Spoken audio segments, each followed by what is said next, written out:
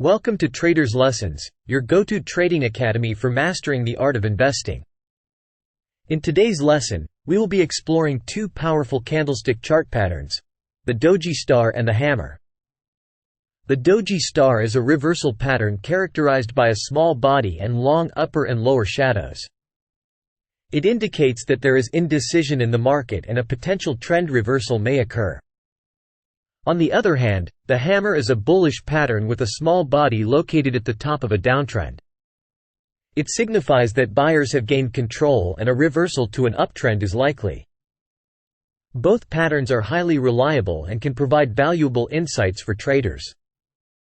When identifying a Doji star, look for a cross-like appearance with almost equal opening and closing prices. To confirm the Doji star pattern, wait for a bullish or bearish candle to form in the opposite direction. In the case of a hammer pattern, the candlestick has a small body at the top and a long lower shadow. It indicates that sellers have failed to keep prices down and buyers have stepped in.